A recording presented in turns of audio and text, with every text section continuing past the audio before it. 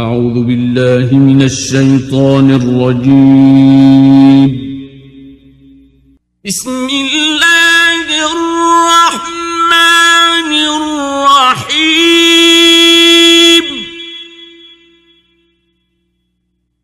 تنزيل الكتاب من الله العزيز الحكيم.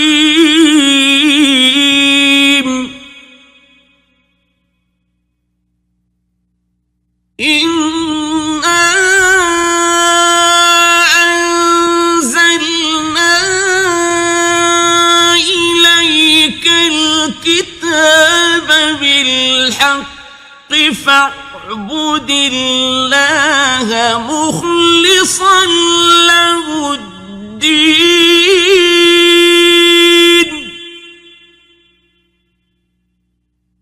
ألا لله الدين الخالص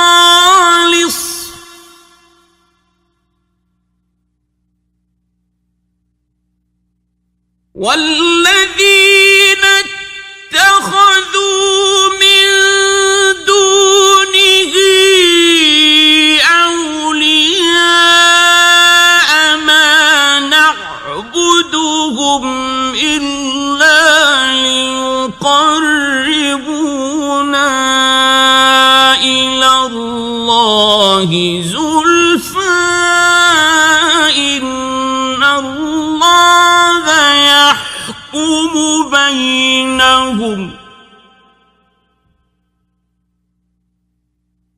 إن الله يحكم بينهم فيما هم فيه يختلفون.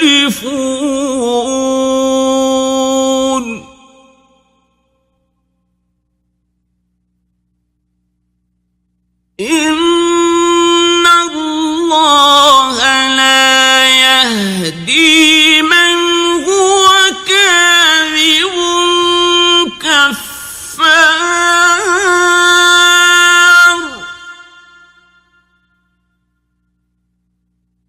لو أراد الله أن يتخذ ولدا لاصطفى مما يخلق ما يشاء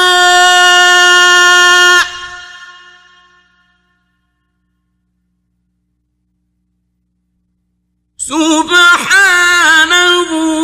هو الله الواحد القهار.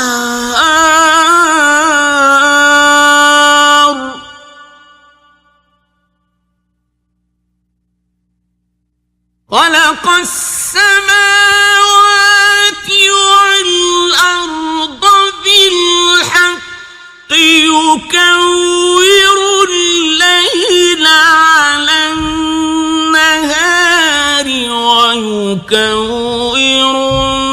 النهار على الليل وسخر الشمس والقمر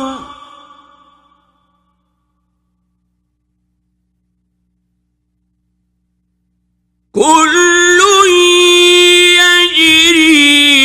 لأجل مسمى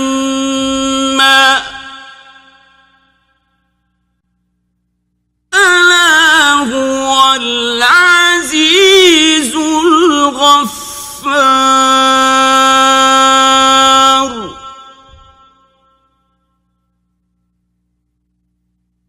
خلقكم من نفس واحدة ثم جعل منها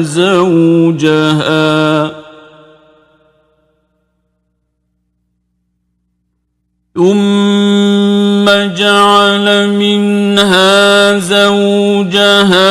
وأنزل لكم من الأنعام 8 أزواج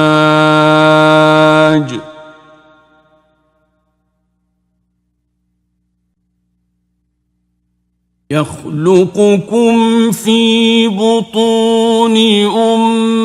أمهاتكم خلقا من بعد خلق في ظلمات 3 ذلكم الله ربكم له الملك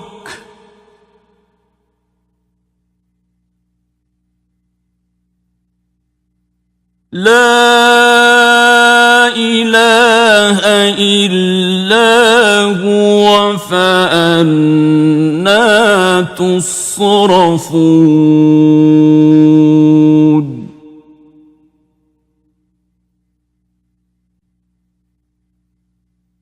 إن تكفروا فإن الله غني عنكم ولا يرضى لعباده الكفر وإن تشكروا يرضه لكم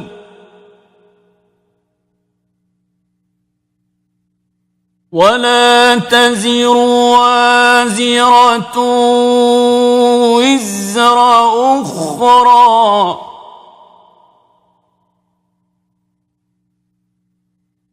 ثم إلى ربكم مرجعكم فينبئكم بما كنتم تعملون إنه عليم بذات الصدور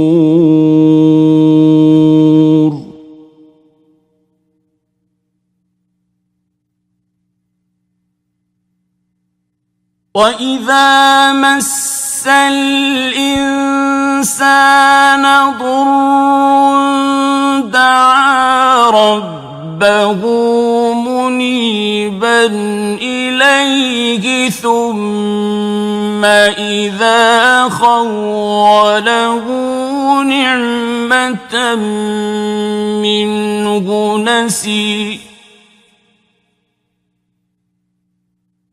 نسي ما كان يدعو إليه من قبل وجعل لله أندادا ليضل عن سبيله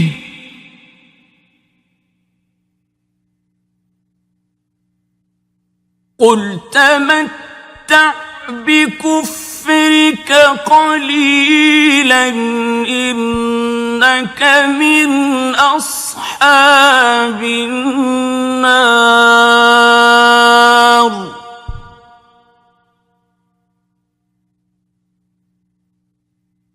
أمن هو قانت آناء الليل ساجدا وقائما يحذر الآخرة ويرجو رحمة ربه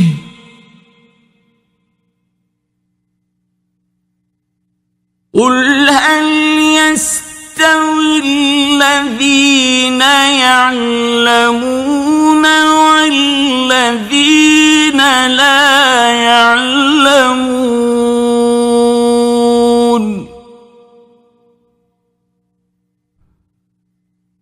إنما يتذكر أولو الألباب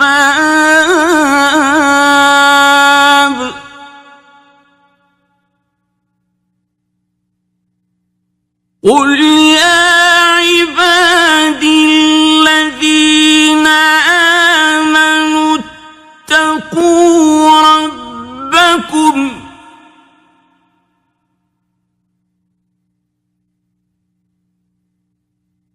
للذين أحسنوا في هذه الدنيا حسنة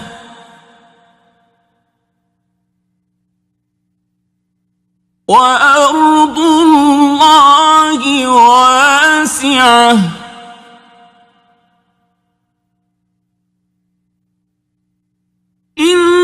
إنما يوفى الصابرون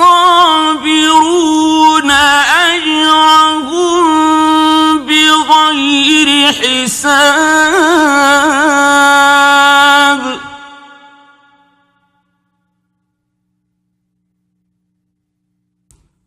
قل إني أمرت أن أعبد الله مخلصا له الدين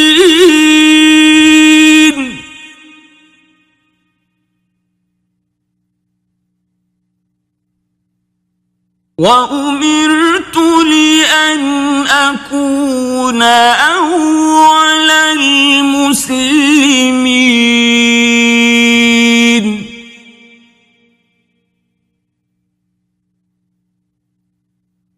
قل إني أخاف إن عصيت ربي عذاب يوم عظيم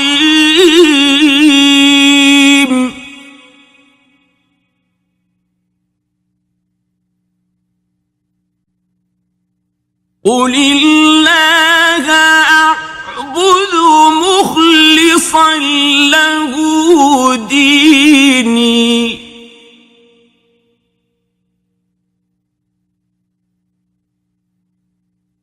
فاعبدوا ما شئتم من دونه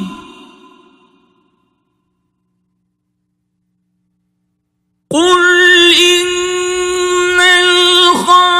الخاسرين الذين خسروا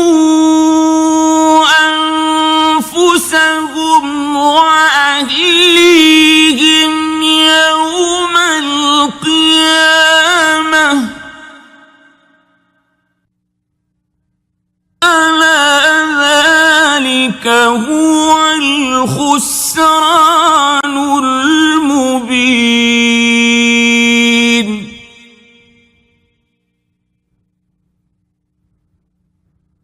لهم من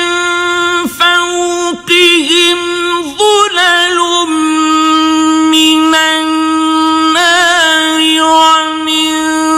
تحتهم ظلل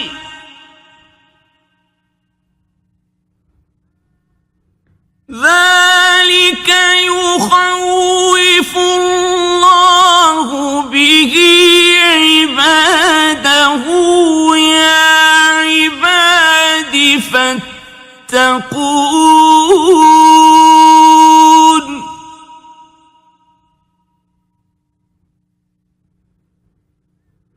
والذين اجتنبوا الطاغوت أن يعبدوها وأنابوا إلى الله لهم البشرى فبشر عباد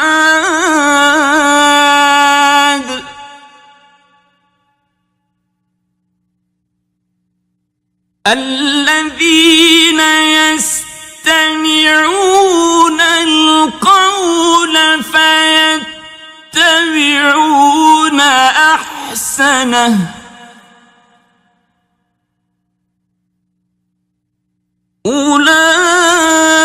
أولئك الذين هداهم الله وأولئك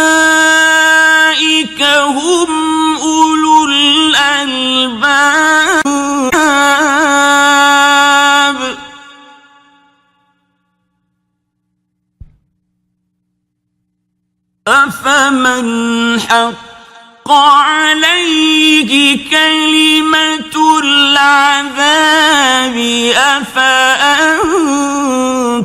تنقذ من في النار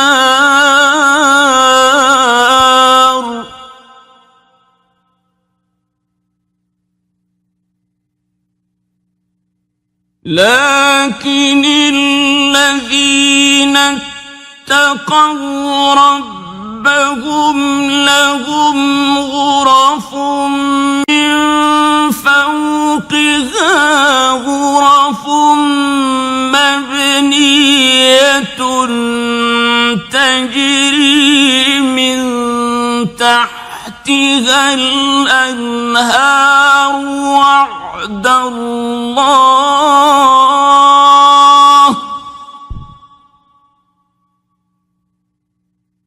وعد الله لا يخلف الله الميعاد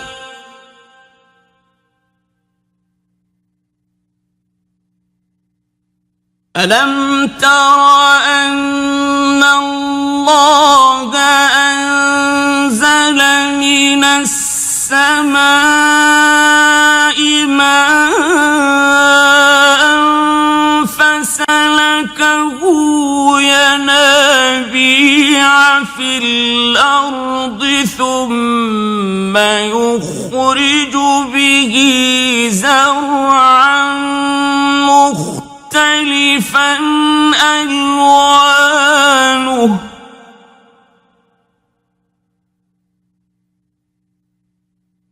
ثم يخرج به زرعا مختلفا ألوانه ثم يهيج فتراه مصفرا ثم يجعله حطاما إن في ذلك لذكرى لأولي الألباب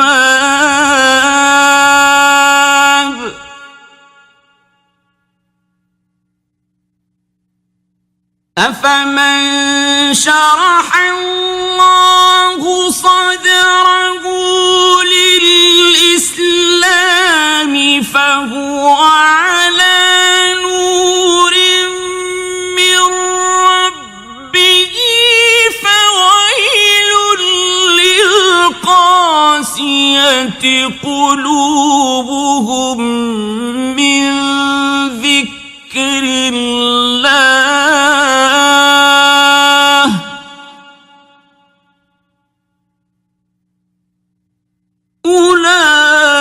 أولئك في ضلال مبين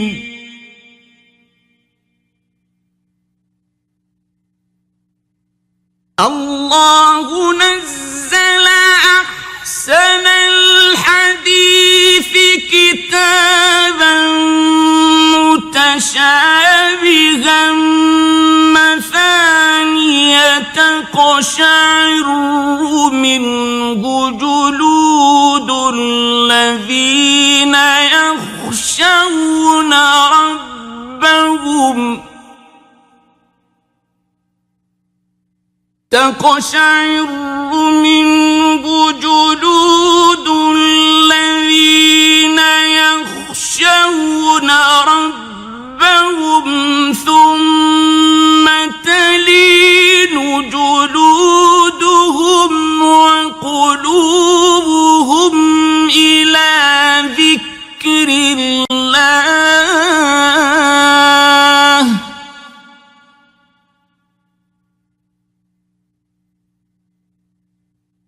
ذلك هدى الله يهدي به من يشاء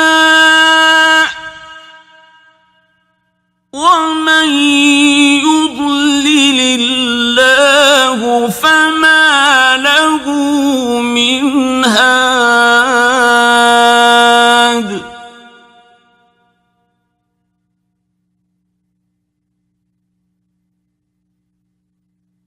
أفمن يتقي بوجهه سوء العذاب يوم القيامة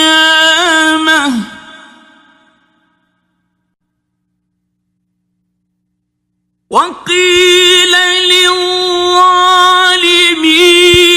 ذوقوا ما كنتم تكسبون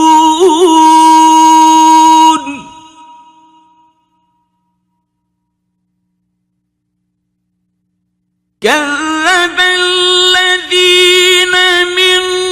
قبلهم فأتاهم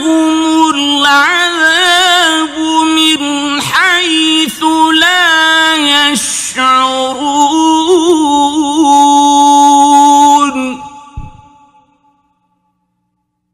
فأذاقهم الله الخزي في الحياة الدنيا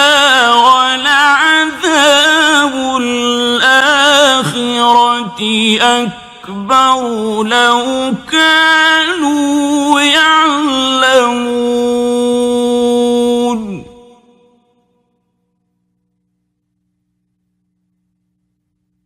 ولقد ضربنا للناس في هذا القرآن من كل مثل لعلهم يتذكرون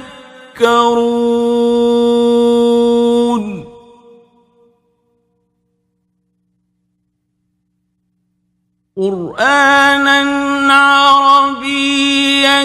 غير ذي عوج لعلهم يتقون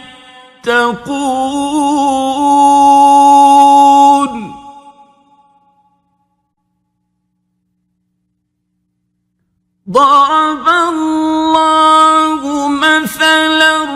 رجلا فيه شركاء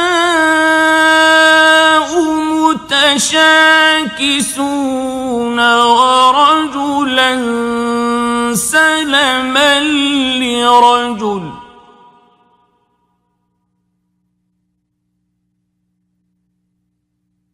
هل يستويان مثلا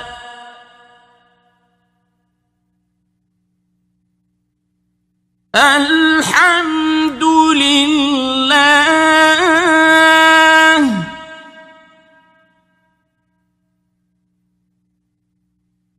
بل أكثرهم لا يعلمون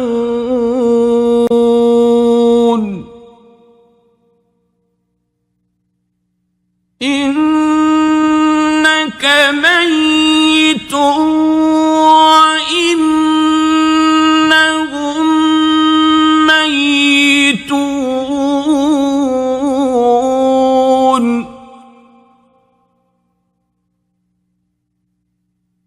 ثم إنكم يوم القيامة عند ربكم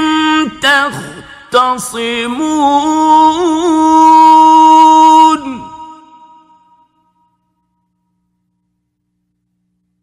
فمن أظلم ممن كذب على الله وكذب بالصدق إذ جاءه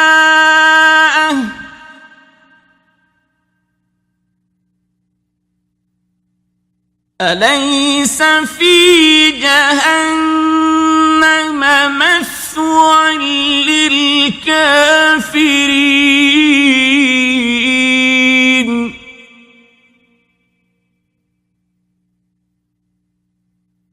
والذي جاء بالصدق وصدق به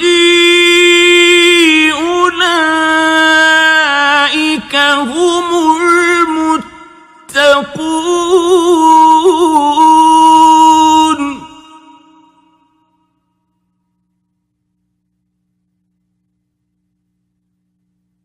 لهم ما يشاءون عند ربهم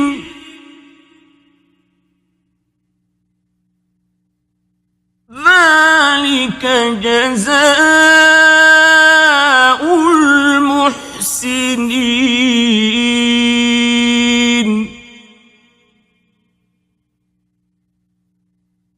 ليكفر الله عنهم أسوأ الذي عملوا ويجزيهم أجرهم بأحسن الذي كانوا يعملون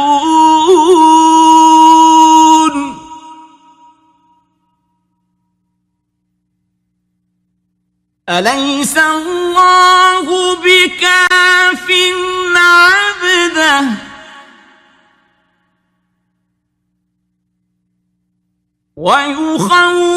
ويخوفونك بالذين من دونه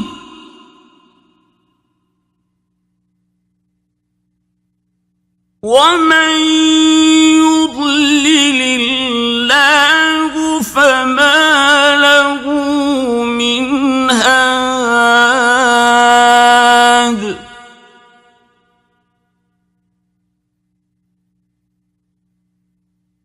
ومن يهد الله فما له من مضل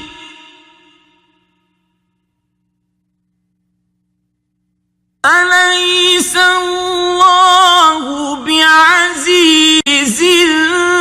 ذي انتقام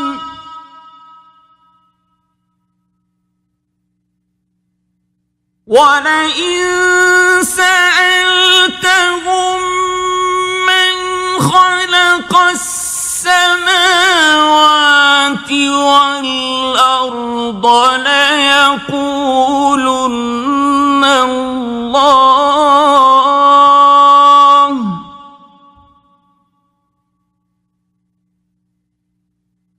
قل أفرأيتم ما تدعون من دون الله إن أرادني الله بضر هل هن كاشفات ضره أو أرادني برحمة هل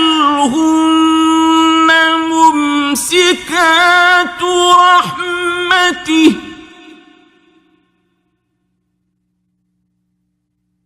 قل حسبي الله عليه يتوكل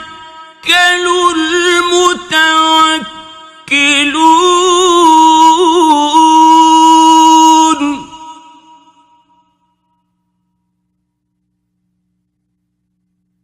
قل يا قوم اعملوا على مكانتكم إني عامل فسوف تعلمون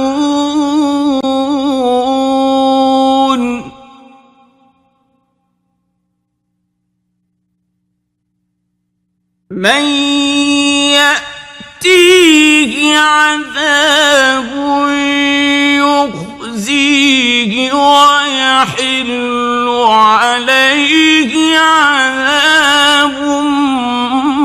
مقيم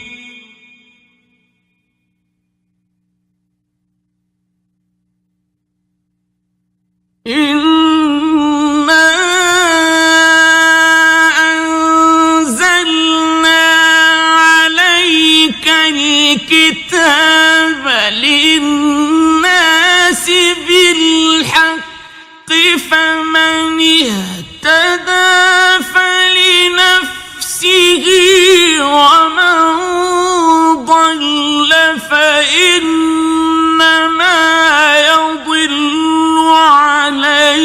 عليها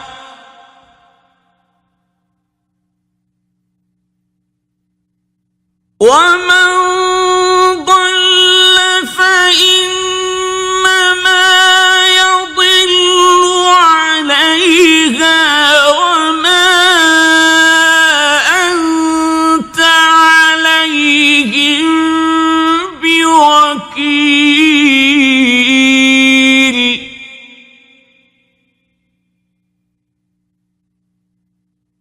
الله يتوفى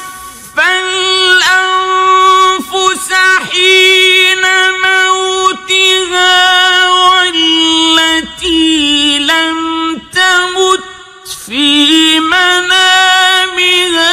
فيمسك التي قضى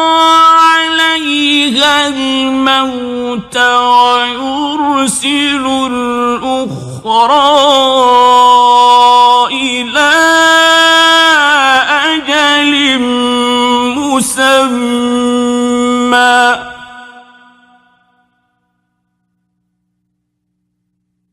إن في ذلك لآيات لقوم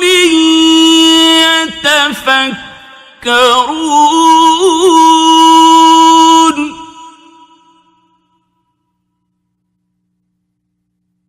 أم اتخذوا من دون الله شفعاء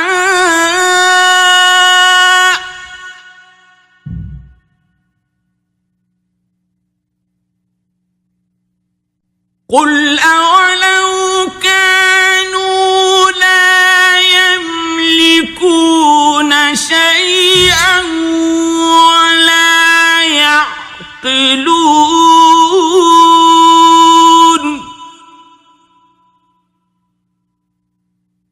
قل لله الشفاعة جميعا له ملك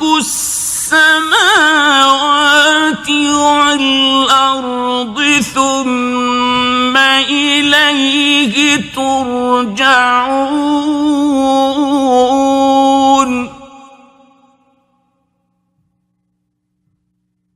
وإذا ذكر الله وحده اشمأزت قلوب الذين لا يؤمنون بالآخرة وإذا ذكر الذين من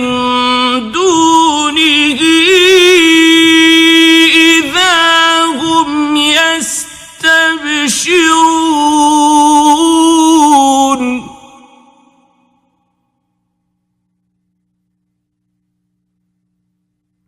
قل اللهم فاطر السماوات والأرض عالم الغيب والشهادة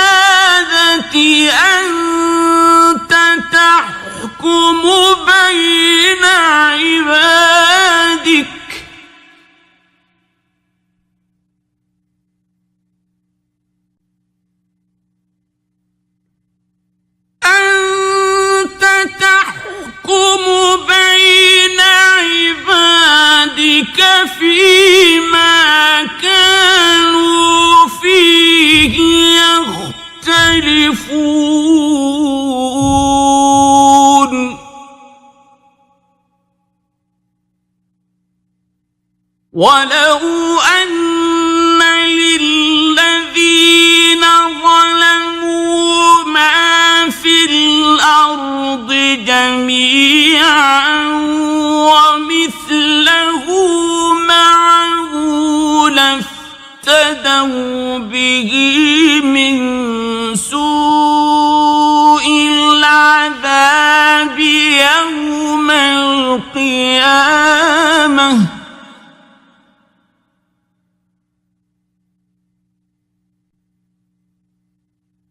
وبدا لهم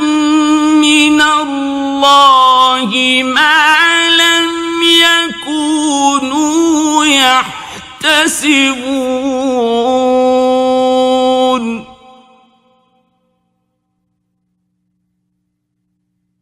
وبدا لهم سيئات ما كسبوا وحاق بهم ما كانوا به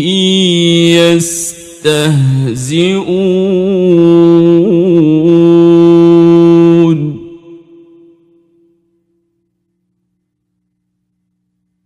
فإذا مس الإنسان ضر دعانا ثم إذا خولناه نعمة منا قال إنما أوتيته على علم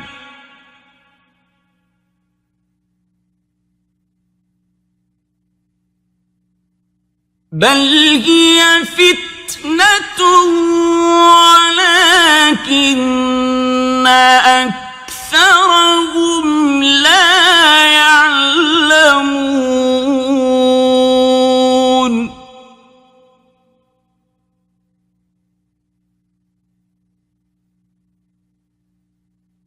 قد قالها الذين من قبلهم فما أغنى عنهم ما كانوا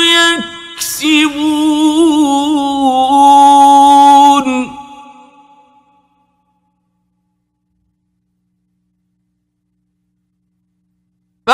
فأصابهم سيئات ما كسبوا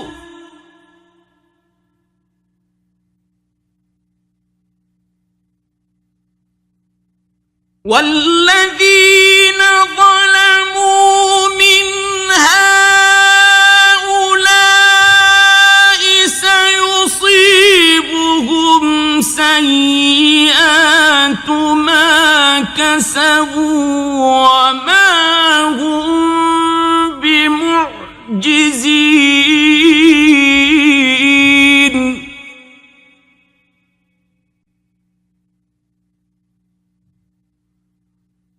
أولم يعلموا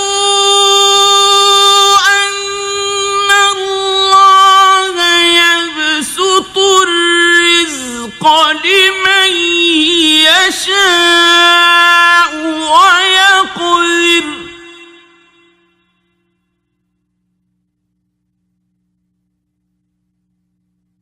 إن في ذلك لآيات لقوم يؤمنون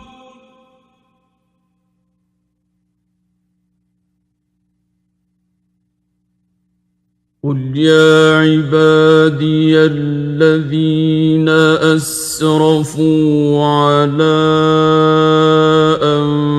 أنفسهم لا تقنطوا من رحمة الله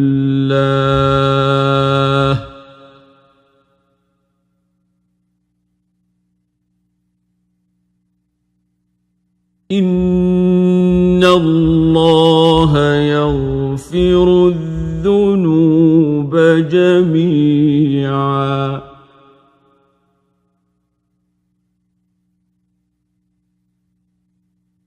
إنه هو الغفور الرحيم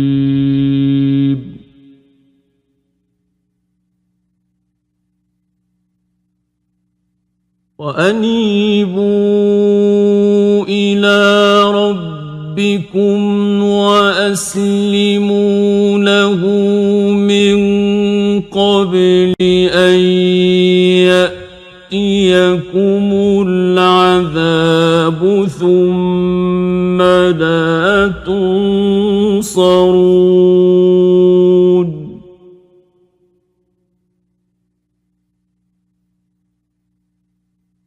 واتبعوا أحسن ما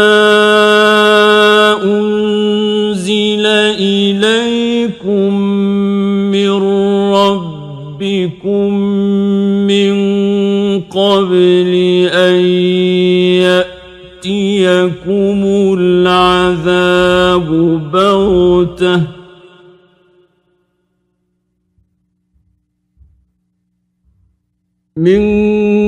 قبل أن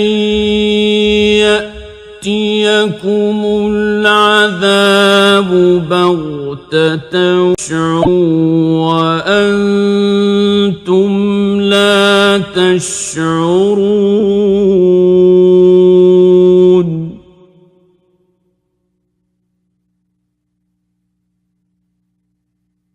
أن تقول نفس يا حسرة على ما فرطت في جنب الله وإن كنت لمن الساخرين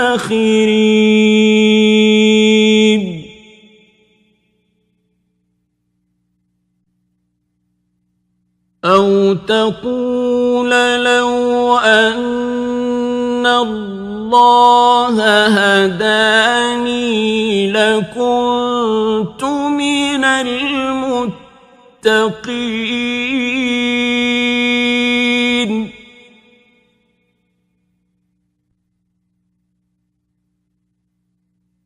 أو تقول حين ترى العذاب لو أن لي كرة فأكون من المحسنين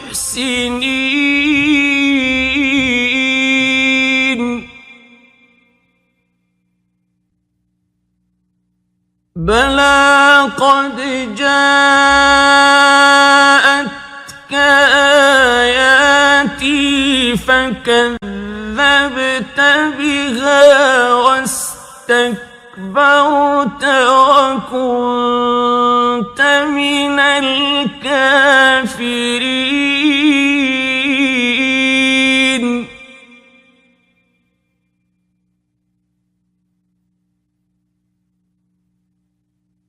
ويوم القيامة ترى الذين كذبوا على الله وجوههم مسودة أليس في جهنم مثوى للمتكبرين وينجي الله الذين اتقوا بمفازتهم لا يمسهم السوء ولا هم يحزنون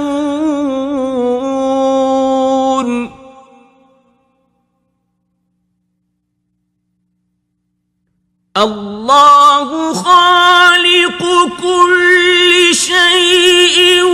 وهو على كل شيء وكيل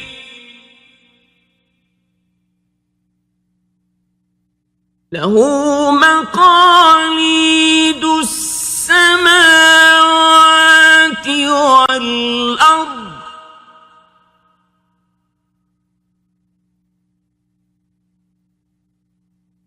والذين كفروا بآيات الله أولئك هم الخاسرون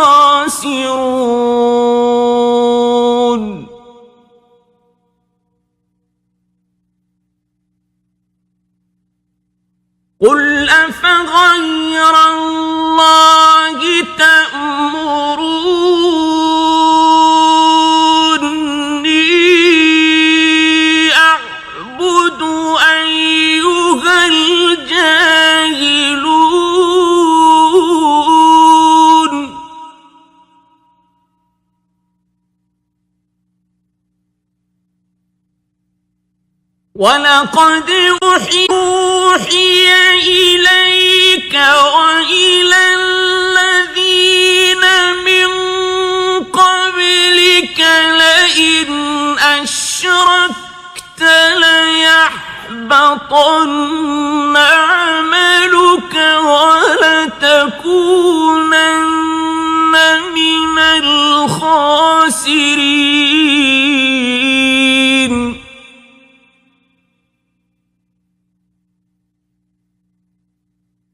بل الله فاعبد وكن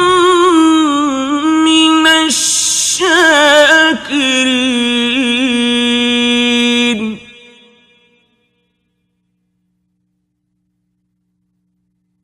وما قدروا الله حق قدره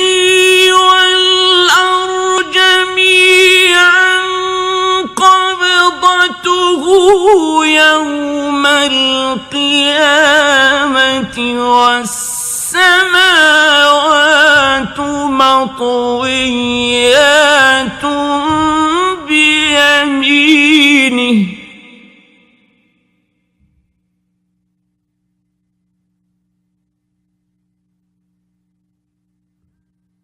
سبحانه وتعالى عما يشركون.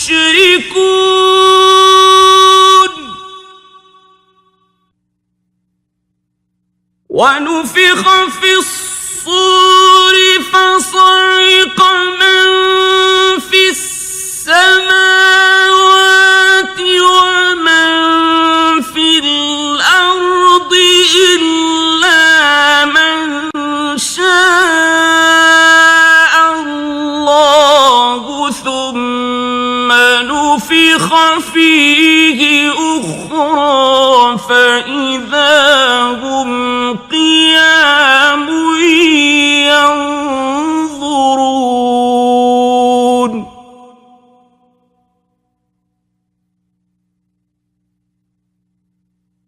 وأشرقت الأرض بنور ربها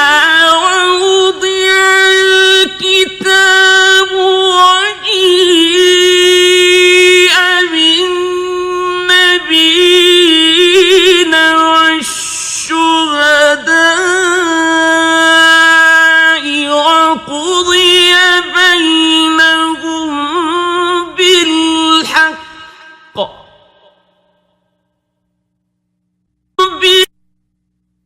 وقضي بينهم بالحق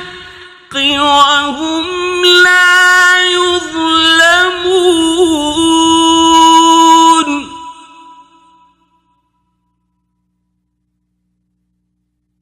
ووفيت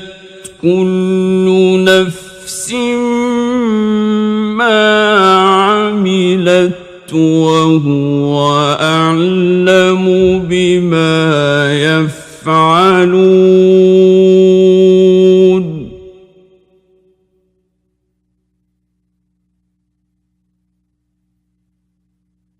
وسيق الذين كفروا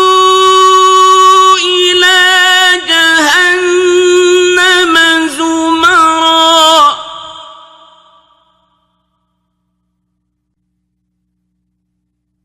حتى إذا جاءوها فتحت أبوابها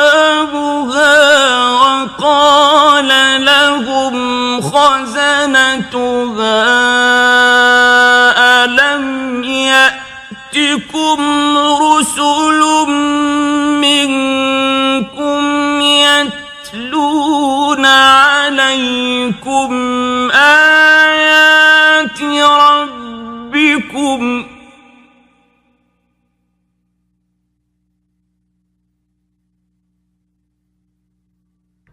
وقال لهم خزنتها ألم يأتكم رسل منكم يتلون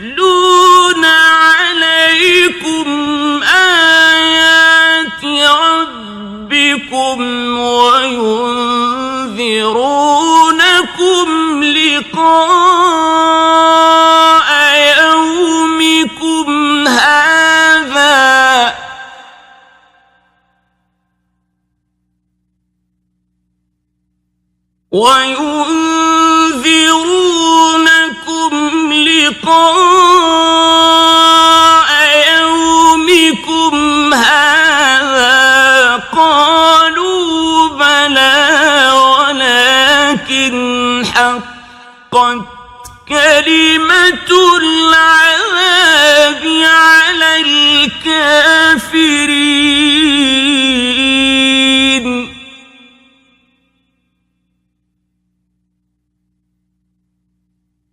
قيل ادخلوا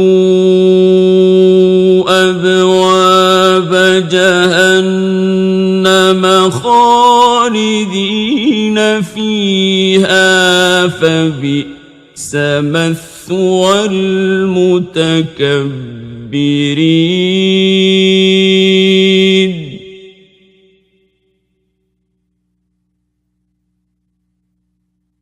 وسيق الذين اتقوا ربهم إلى الجنة زمرا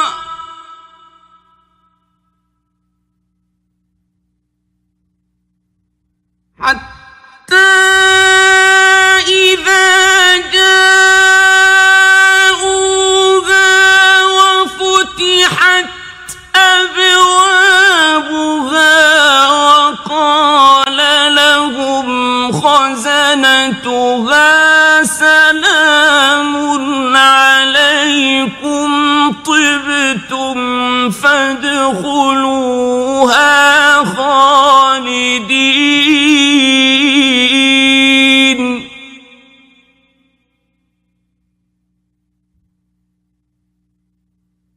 وقالوا الحمد لله الذي صدقنا وعده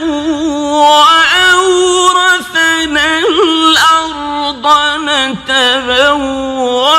من الجنة حيث نشاء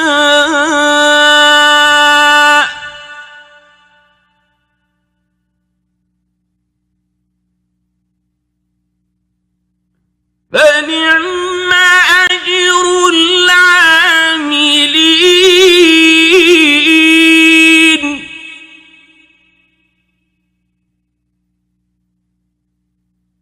وترى الملائكة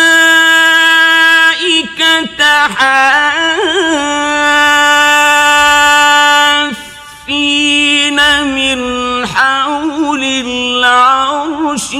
يسبحون بحمد ربهم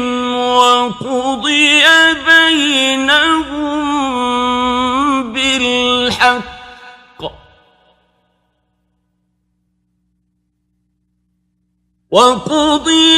بينهم بالحق وقيل الحمد لله رب